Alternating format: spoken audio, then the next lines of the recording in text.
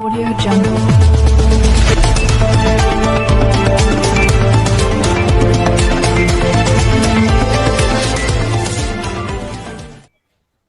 Bienvenue à cette édition de Flash Info Afrique. Bonjour, nous sommes donc jeudi 13 janvier 2022. Je suis en compagnie de Ousmane Z Traoré, le président de l'Association des Maliens, avec qui nous allons donc commenter l'actualité brûlante du Mali et de sa sous-région. Donc, je suis Maïma Sidibé Pommier. Voici les titres de cette édition. Premier point, donc, à la une de notre actualité, justement, le Mali. Des sanctions extrêmement sévères ont été prises par la CEDEAO, c'est la communauté des pays d'Afrique de l'Ouest, contre le Mali, qui se retrouve en embargo. Quelles sont les répercussions? Quels sont les enjeux de cette nouvelle crise pour ce pays qui est plongé dans une crise depuis une dizaine d'années? Décryptage, analyse donc de notre invité. Deuxième point important, donc le cessez-le-feu en Éthiopie. Donc on a souvent évoqué ce conflit sur Diaspo TV. Des espoirs sont en vue. Qu'est-ce qu'il en est? Troisième point, les attentats djihadistes toujours au nord du Nigeria. Plus de 200 morts. La situation devient hors contrôle. Et puis, notre rubrique Cannes, Coupe d'Afrique des Nations, donc lancement réussi pour le Cameroun. Les premiers matchs sont passés. On va faire un petit tour donc des temps forts de cet événement continental. Le Soudan, toujours déterminé, la jeunesse de ce pays en lutte contre justement la dictature militaire qui essaie par tous les moyens de contrôler le pays. Et aussi l'opposition déterminée, une manifestation monstre justement au Tchad. Et sixième point, une tentative de jouer donc au Burkina Faso. Donc voilà les titres donc de notre édition. Je vais profiter donc pour dire bonjour à Monsieur Traoré. Bonjour, c'est Sidibé. Ça fait plaisir de vous retrouver. Donc vous êtes le président de l'Association des Maliens de Québec. Ouais. Donc, je viens d'annoncer tantôt par rapport à notre sujet principal qui va tourner un peu autour du Mali, qui est en ce moment dans l'actualité. Voilà, donc, c'était donc le 9 janvier dernier, la communauté des États de l'Afrique de l'Ouest, donc on appelle la CEDEAO, s'est réunie pour se pencher sur la situation du Mali. Et on a été quand même étonné de voir l'ampleur des sanctions contre la junte militaire au pouvoir. Je décline rapidement les décisions qui sont sorties de ce sommet. Donc le Mali se retrouve sous embargo, fermeture des frontières, déploiement d'une force en attente jusqu'à 50 km à l'intérieur du territoire malien. Et surtout le gel des avoirs donc de la BCEAO, donc sachant que le Mali est dans l'Union économique monétaire ouest-africaine, cette organisation avec laquelle elle partage le franc CFA. Donc, qu'est-ce que ça vous inspire déjà par rapport à l'ampleur des sanctions? Ok. Merci beaucoup, Sidibé. Donc, je suis très honoré de me prononcer sur cette actualité, en tout cas qui concerne notre pays, qui est le Mali.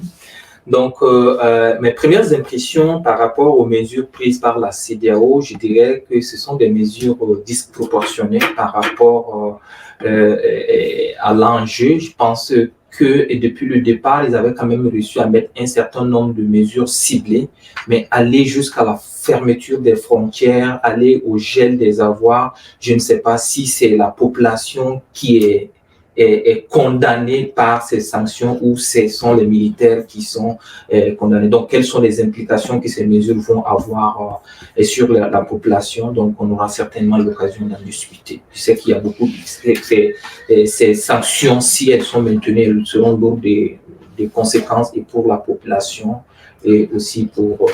Ouais, justement, alors pour la population, c'est sûr que on est donc dans un pays enclavé, donc la réalité du Mali, c'est celle d'un pays enclavé, un pays qui est en lutte contre le djihadisme depuis une dizaine d'années, un pays quand même qui a connu donc 2 coups d'État. Et donc, c'est ce pays qui est frappé par cette sanction. Donc, c'est sûr que l'impact peut être extrêmement difficile pour le pays, pour la population malienne et aussi pour les dirigeants. En tout cas, l'objectif recherché des chefs d'État africains de la CEDEAO, c'est de faire partir la junte. Ouais.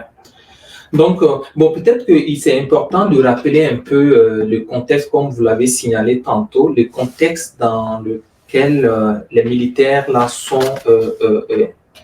les militaires se sont retrouvés au pouvoir. C'est-à-dire qu'il faut rappeler déjà en 2020, depuis, ces coups d'État sont intervenus dans un contexte, n'est-ce pas, de contestation et de manifestation qui ont commencé, n'est-ce pas, depuis juin, à travers la mise en place du mouvement M5. Donc, il y avait un contexte social qui n'était pas vraiment meilleur déjà. Donc, un contexte économique qui était très instable. Donc, du coup, tout cela a conduit à des manifestations, n'est-ce pas, et des contestations. Donc, c'était un coup d'État salvateur. C'est ça. Parce qu'on a débarrassé le Mali d'un régime qui devenait tellement inefficace. Exactement. Et dont la corruption, le niveau de corruption est arrivé tel qu'il fallait un changement. Exact. Mais sauf que la junte aussi a quand même tergiversé. Pourquoi 2 coups d'État dans le même? Et surtout, il y avait quand même des délais sur lesquels elle s'était engagée, non, jusqu'au 27 février pour faire des élections et rendre le pouvoir aux civils. Je suis parfaitement d'accord avec vous, M. Sidibé. En fait, ce que je dis, si on analyse clairement la situation du Mali, il ne faut pas être aveugle par rapport à quelles sont les intentions des militaires au pouvoir et condamner uniquement, n'est-ce pas, les sanctions. Donc, cela veut dire que, qu'est-ce qui se passe? Ça veut dire qu'à partir du coup d'État le 18 août 2020, donc les militaires ont pris le pouvoir. Donc, l'exigence de la CEDEAO, c'était de nommer un président civil. Donc, il y a eu des concertations, ils ont élaboré une charte de transition, donc qui a finalement abouti, n'est-ce pas, à la mise en place d'un président qui était un civil, même si c'était un militaire retraité, mais un vice-président qui était militaire. Donc, un gouvernement civil aussi était mis en place. Maintenant, certainement, à partir de mai, il y a eu un deuxième coup d'État que personne ne comprend dans quel contexte c'est arrivé, mais quand même c'est arrivé. Peut-être qu'il y a eu des divergences entre le vice-président et le président et sur certaines questions de fond. Donc, ce gouvernement est parti. Donc, il y a aussi eu la charte de transition qui avait permis, n'est-ce pas, de mettre certaines éléments de discussion ou certains éléments sur lesquels on attendait à ce que la transition puisse travailler pendant une durée de 18 mois, qui devait se couronner par une élection présidentielle le 27 février 2022. Exactement. Donc, comme je l'ai dit, si on condamne, si les sanctions de la CEDEAO sont condamnables et sont disproportionnées et vont durement affecter la population, il ne faut pas aussi ignorer aussi que les autorités en place ont aussi des comptes aussi à rendre à la population par rapport à ce qui était prévu de faire et ce qui a été fait et ce qui reste à faire qui peut justifier un tel délai, par exemple, une telle durée de 5 ans de transition, de 4 ans de transition. C'est ça, parce qu'il y a eu donc les assises nationales de la refondation. Exact. C'est sûr que c'était une grosse consultation donc à l'intérieur du Mali et dans la diaspora. Exactement. C'est sûr que les conclusions de cette grande consultation sur la prolongation de la transition était de 6 mois à 5 ans. Mais pourquoi aussi les militaires sont allés jusqu'à choisir 5 ans, ensuite 4 ans? Est-ce que c'est pas là qu'il y a eu donc quelques tergiversations qui ont irrité aussi quelquefois ces chefs d'État? Faut-il le rappeler, sont tous quand même des gens mal élus ou quelquefois qui peuvent aussi avoir peur pour leur propre fauteuil. Exactement. On va revenir d'ailleurs dans l'aspect sous-régional de la crise. Ouais. Effectivement, donc il y a eu des assises nationales de la refondation du Mali, donc pour lesquelles je pense une grande communauté malienne ou toute la communauté malienne a vraiment participé et la communauté malienne aussi à Québec. et a participé fortement. Donc, à l'issue de ces assises, comme vous l'avez indiqué tantôt, donc il est ressorti que la population voudrait que la transition puisse durer entre 6 mois et 5 ans. Et les autorités de la transition ont proposé 5 ans. Mais je n'ai pas regardé le contenu qui justifie, n'est-ce pas, cette durée, mais je pense qu'on doit regarder ça de près pour comprendre pourquoi les 5 ans sont nécessaires pour pouvoir mettre les bases de la refondation du nouveau Mali que nous souhaitons tous au Mali. OK. Et donc là, c'est sûr que la crise actuelle et l'ampleur, comme nous l'avons dit, de ces sanctions vont chercher vraiment le patriotisme malien. On sait bien que le Mali, par rapport à son histoire, par rapport à sa trajectoire, est l'un des pays les plus riche sur le plan symbolique par rapport et touche énormément. Et d'ailleurs, c'est pour ça que, est-ce que vous pensez qu'avec justement cette mobilisation interne, parce que demain, il y a une manifestation qui est proposée par le pouvoir, est-ce que ça va suffire pour tenir tête justement à ces chefs d'État qui décrient? Ouais. Non, je suis... et d'ailleurs, j'ai oublié de le rappeler, d'ailleurs, à Québec, ici, donc nous allons, dans les prochains jours, nous aussi, nous allons entreprendre un certain nombre d'actions. Notamment, nous allons organiser des conférences de presse dans les assemblées, mais aussi, et nous avons des projets décrits au niveau de la CEDEAO. Donc, si je reviens, ces sanctions soulèvent vraiment plusieurs questions. La première des questions, c'est la question de légitimité, n'est-ce pas, des sanctions comme cela qui vont frapper de plein fouet, n'est-ce pas, les populations. Est-ce qu'une organisation comme la CEDEAO a la légitimité de dicter des sanctions contre un pays membre? Le Mali, comme vous l'avez dit, si la CEDEAO, on peut se retrouver dans un effet, c'est-à-dire au lieu d'avoir, on va avoir un effet inverse. C'est-à-dire, en mettant des sanctions, ils poussent pour plus la population, d'ailleurs, à soutenir davantage, parce qu'on va éveiller l'esprit patriotisme des Maliens. Et du coup, donc, on va espérer qu'on va mettre la population à mal, mais on risque de mettre la population et mobiliser beaucoup plus la population autour de ça. Parce que, quoi qu'on puisse dire, les militaires sont arrivés dans un contexte qui était vraiment où la population avait souhaité vraiment un changement énorme et profond, n'est-ce pas, du pays. Donc, vouloir imposer des sanctions comme ça, je ne pense pas qu'ils vont avoir l'effet escompté. Ça va certainement avoir des ajustements internes que le Mali va tenter de réfléchir à l'interne et ils l'ont déjà annoncé. Ils vont réfléchir et ils vont reconsidérer leur position par rapport à la participation à ces instances. Alors que le Mali, il faut le rappeler, c'est un des fervents défenseurs, n'est-ce pas, du panafricanisme. Il a été membre fondateur de l'UIA, membre fondateur même de la CEDEAO et de l'UEMOA. Donc, du coup, il faut vraiment le rappeler. Donc, les sanctions allant à la fermeture, au gel des avoirs et fermer toute transaction avec le pays, moi je trouve vraiment que c'est énorme comme sanction et on ne peut pas l'imaginer être édicté par les États frères comme les 15 États. D'autant plus que surtout avec la position géographique du Mali, on voit bien qu'effectivement, que ce soit avec le corridor de Dakar ou Abidjan, les économies sont imbriquées. Je voyais la réaction, par exemple, des transporteurs dans tout ce qui est le commerce. Le Mali était un pays de commerçants. Donc, les entrepôts de ces pays vont souffrir. Donc, c'est l'économie aussi de ces pays qui vont souffrir. Mais je reviens quand même sur l'aspect un peu géopolitique qui est en train de prendre le dessus par rapport à l'aspect interne de la crise malienne. Donc, on a vu aussi sur les plateaux, justement, le soutien tacite des décisions prises par la CEDEAO, par la France. On a vu au Conseil de sécurité, donc, le branle-bas qui s'est tout de suite mis en force par Paris. La junte pense qu'il y a une puissance extra-sous-régionale qui est derrière tout ça. Qu'est-ce que ça t'inspire, justement, ces secousses géopolitique qui émerge avec cette histoire aussi de Wagner ou pas Wagner.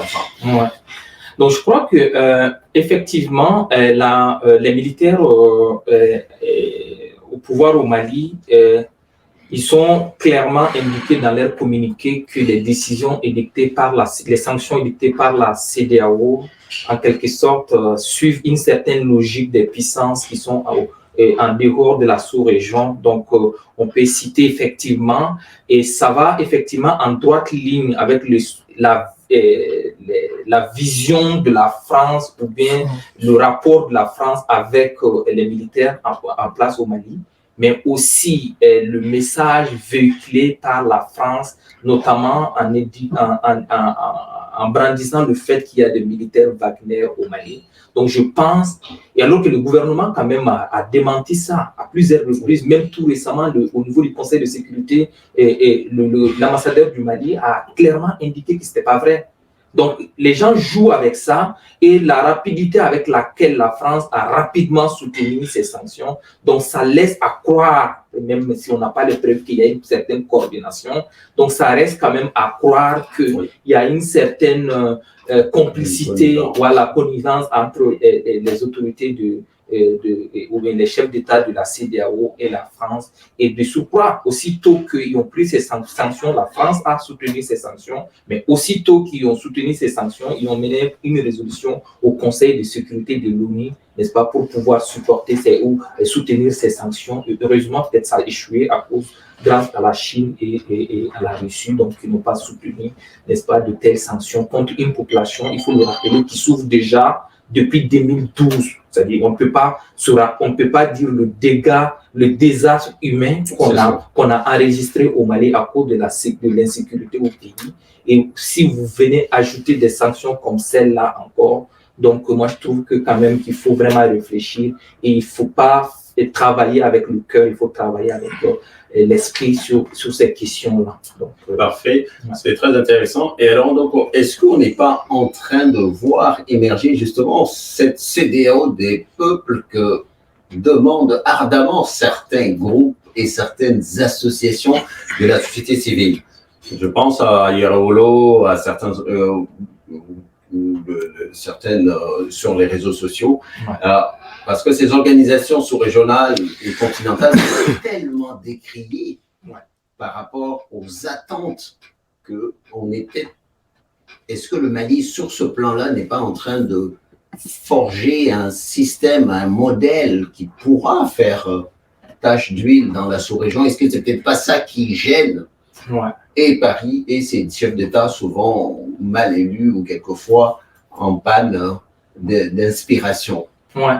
Non, il faut le dire d'ailleurs que si vous écoutez l'actualité, vous allez vous rendre compte que dans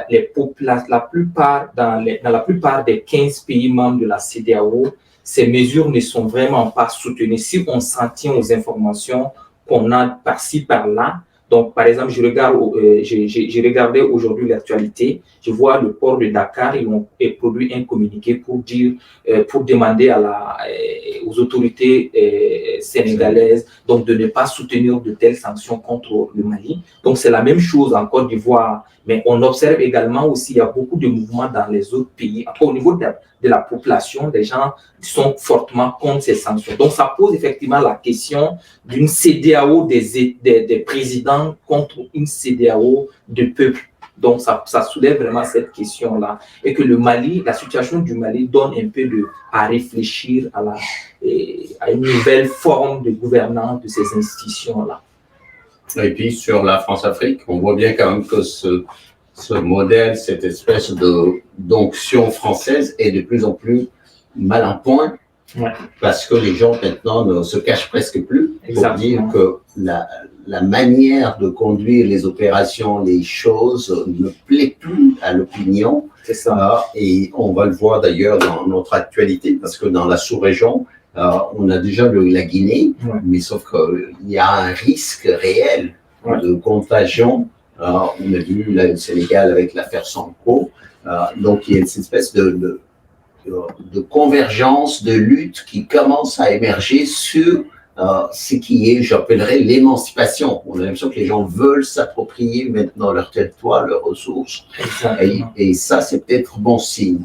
Mais pour le cas du Mali, c'est sûr que la situation risquera quand même d'être difficile par rapport aux capacités réelles de l'État sans le concours de la BCEAO et comment ils vont pouvoir payer les fonctionnaires dans un mois si la crise perdure, ou est-ce qu'il y a des portes, des sorties, des pistes de sortie de crise? Parce qu'Assimi Goïta, le président de la transition, a quand même dit qu'il ne ferme pas la porte.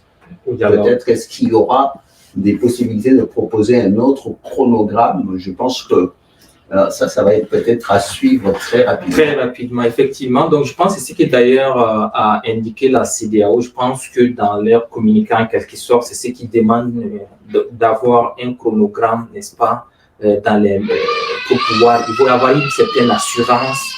Donc, comme je l'ai dit depuis le départ, les sanctions sont disproportionnées, mais aussi le calendrier proposé, c'est aussi vraiment, je pense qu'ils ont des sujets de discussion pour qu'ils puissent proposer un calendrier qui soit accepté par les deux parties. Mais je vais quand même lancer quand même un appel. Il faut que la CEDEAO regarde vraiment l'aspiration du peuple malien et de tenir compte de la souffrance de ce peuple-là et de ne pas maintenir ces sanctions longtemps, n'est-ce pas, parce que ça peut être quand même bon. Et s'il s'agit de sanctionner les autorités, je pense qu'ils en ont déjà fait, parce que je me rappelle, ils ont déjà édicté des sanctions contre 150 personnes. Et donc, c'est ça, tous les leaders, les militaires. Donc, maintenant, ces sanctions de fermeture, je pense, ça ne vise plus les militaires, ça vise plutôt la population, donc qui va beaucoup plus en pâtir ces conséquences. Oui, c'est sûr qu'en tout cas, donc on va continuer à suivre cette actualité du Mali. C'est sûr que demain, il y a déjà une manifestation nationale et dans toute la sous-région pour soutenir justement le Mali et l'option malienne qui est donc en construction.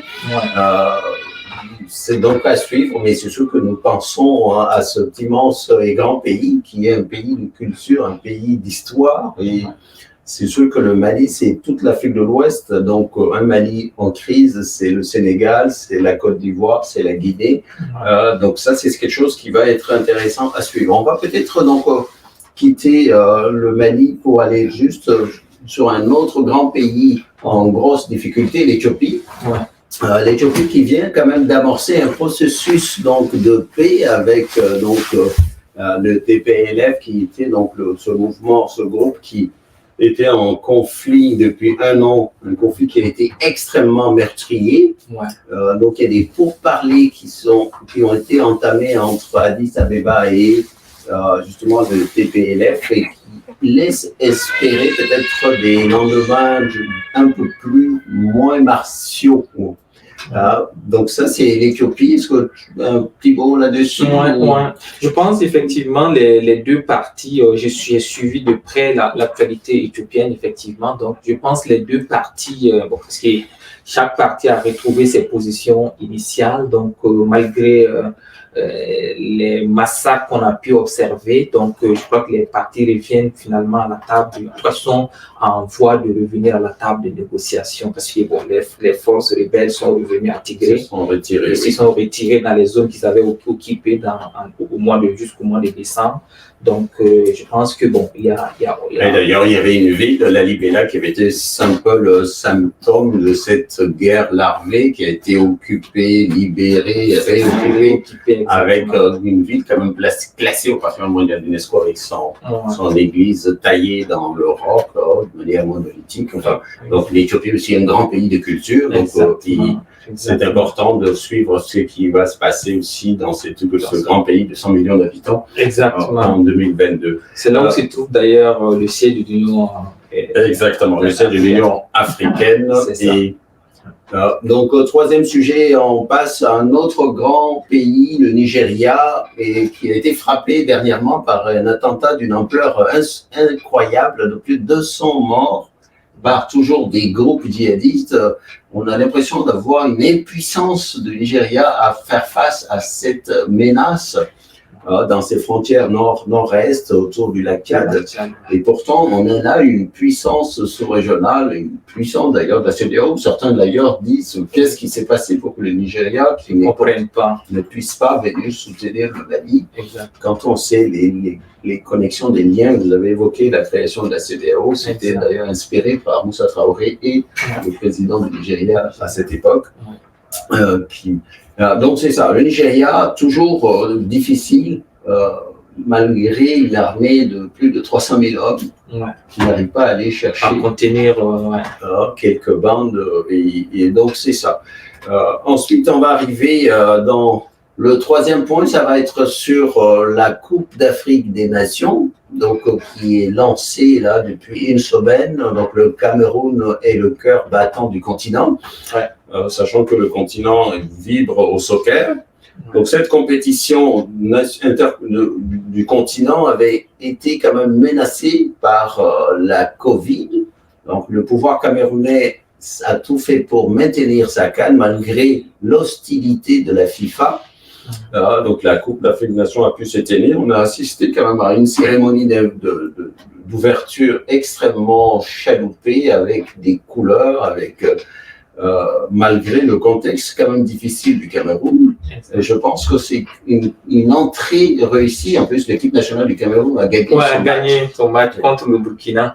Bon, je pense effectivement que c'est vraiment un bon succès pour le Cameroun, parce que si on se rappelle déjà, à la veille, on était c'est-à-dire la CAN intervient dans un contexte sécuritaire et c'est dans un contexte d'insécurité quand même, parce qu'il y a des attaques aussi, surtout vers le nord, les rebelles, et puis aussi quelques dans attaques la partie anglophone. Donc, et puis ça arrive aussi, la CAN s'organise dans un contexte aussi de sanitaire et de Covid, donc il n'est pas. C'est donc et voir réussir comme ça l'organisation après le départ, donc c'est vraiment très apprécié. Et d'ailleurs, il y a plusieurs joueurs qui ont été déclarés positifs et donc qui sont souvent retirés. Exact. Ça, j'ai trouvé ça aussi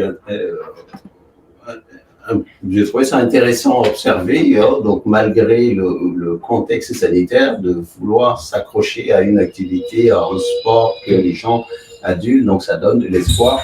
Qu'est-ce que ça t'inspire? Donc on a vu quand même les grands pays presque passer leur premier match sans grosse difficulté, en dehors de l'Algérie qui a quand même eu un match nul avec la Sierra Leone. C'est ça. Donc l'Algérie étant un hyper favori de cette compétition, c'est quand même le champion en titre. Et puis il y a eu quand même quelque chose que je voudrais aussi noter, donc le match Mali-Tunisie.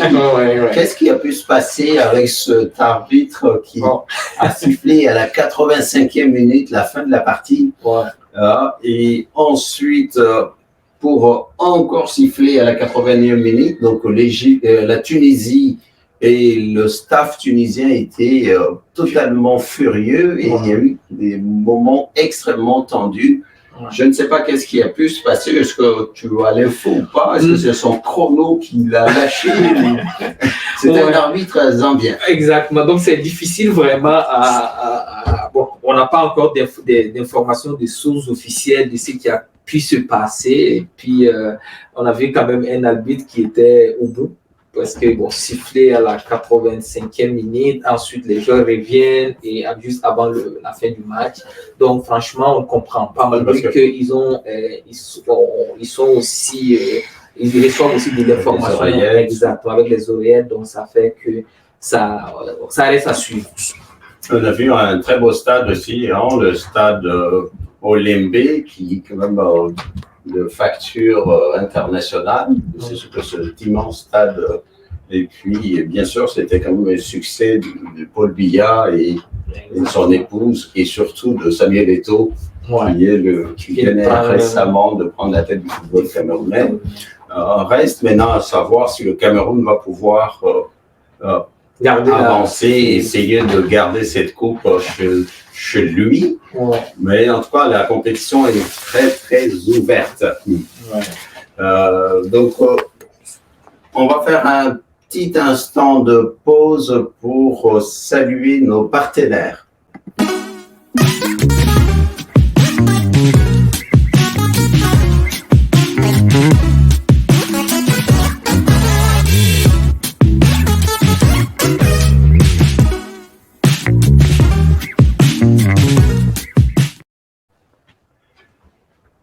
Bienvenue donc sur Flash Info Afrique. Donc nous sommes en compagnie de Ousmane Z Traoré, le président de l'Association des Maliens de Québec, avec qui nous venons de parcourir un peu l'actualité brûlante du Mali et cette sanction extrêmement lourde que le Mali vient de subir de la CEDEAO.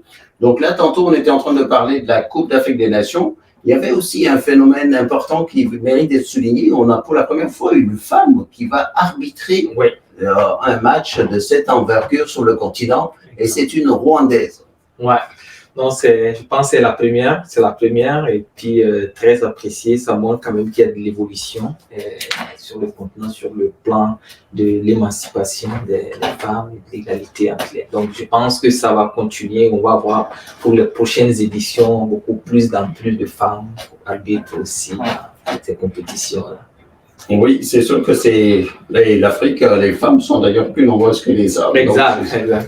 Et tout le monde sait effectivement que le changement passera par les femmes.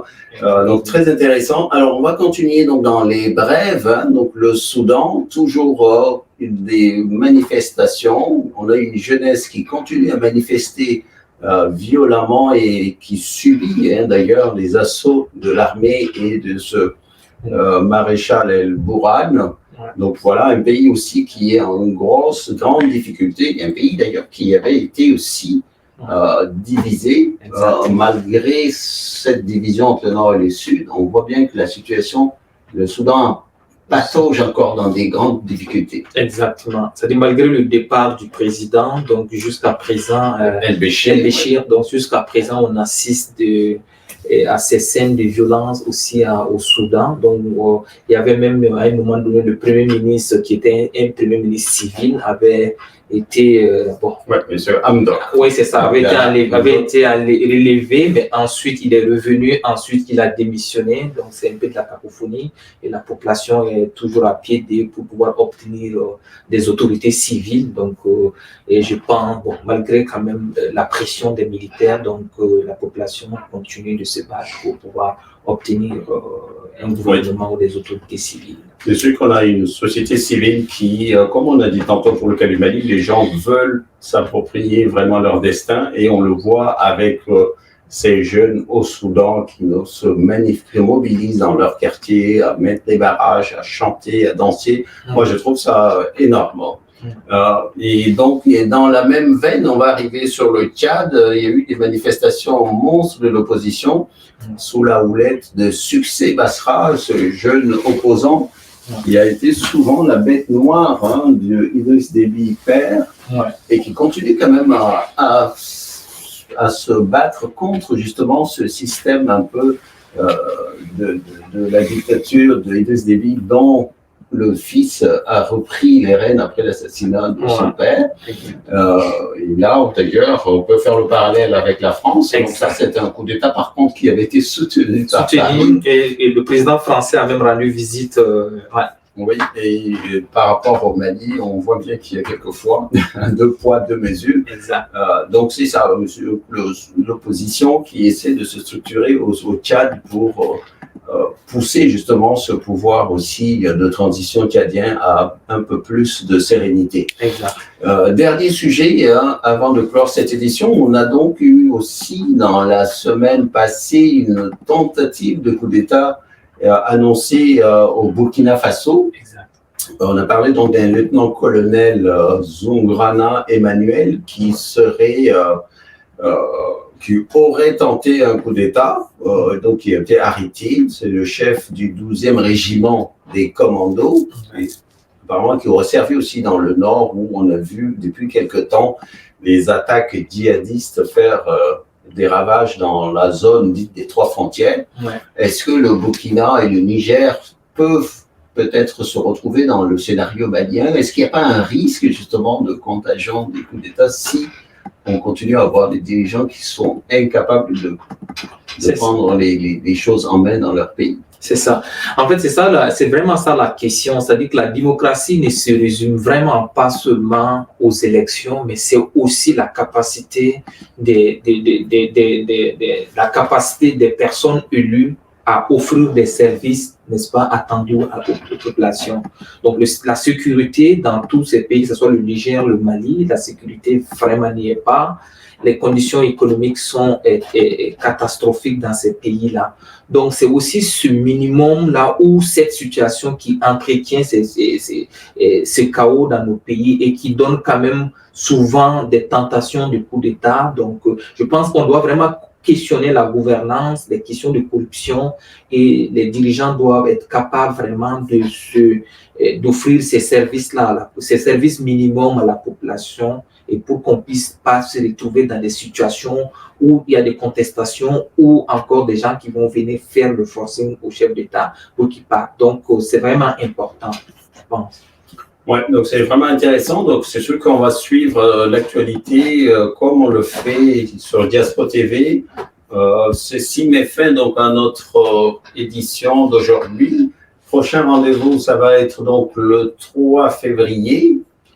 Vous pouvez toujours nous suivre sur Facebook, sur YouTube et sur toutes les plateformes de notre web TV, donc diaspo.com. Merci, Monsieur Traoré, de nous avoir accordé cette interview. On va continuer donc à suivre les développements de cette actualité malienne. Merci.